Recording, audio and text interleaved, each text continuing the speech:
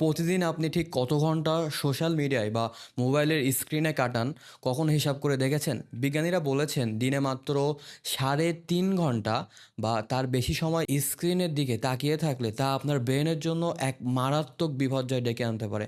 আজকাল আমাদের চারপাশে তাকালেই দেখবেন ঘরে ঘরে ডিপ্রেশন, অকারণে ভয় পাওয়া বা অ্যাংজাইটি, এমনকি ছোট বাচ্চাদের মধ্যেও মনোযোগের অভাব বা ADHD মারাত্মকভাবে বেড়ে গেছে। আমরা ভাবি এসব বুঝি এমনিতেই হচ্ছে, কিন্তু সত্যিটা হলো আপনার হাতের ওই ছোট্ট মোবাইল ফোনটি নীরবে মানসিক সমস্যার এক বিশাল মহামারী জন্ম দিচ্ছে।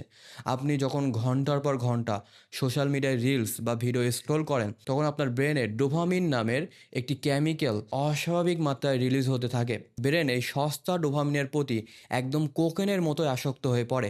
পাশাপাশি স্ক্রিনের অতিরিক্ত নীল আলো ব্রেনের মেলাটোনিন হরমোন কমিয়ে দিয়ে রাতের গভীর ঘুমকে পুরোপুরি নষ্ট করে দেয়।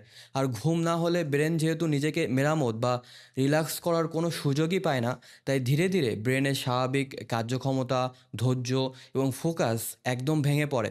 সহজ কথায় ভাবুন, আপনি বিনোদনের নামে প্রতিদিন নিজের ব্রেনকে অতিরিক্ত তথ্য দিয়ে ওভারলোড করে চলেছেন।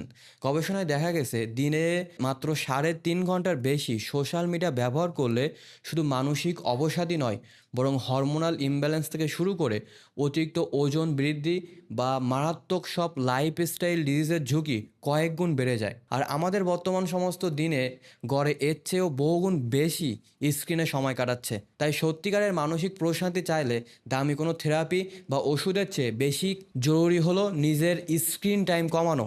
ব্রেনকে সুস্থ রাখতে হলে তাকে এই ডিজিটাল জঞ্জাল থেকে একটু ব্রেক বা ছুটি দিতেই হবে। আজ আপনার মোবাইলের সেটিংয়ে গিয়ে স্ক্রিন টাইম চেক করে দেখুন তো কত ঘন্টা দেখাচ্ছে। ভিডিওটি সেভ করে রাখুন এবং আপনার সারাদিন অনলাইনে পড়ে থাকা বন্ধুদের সাথে শেয়ার করে তাদেরও সতর্ক করার সুযোগ করে দিন। সবাই ভালো থাকবেন। ধন্যবাদ সবাইকে।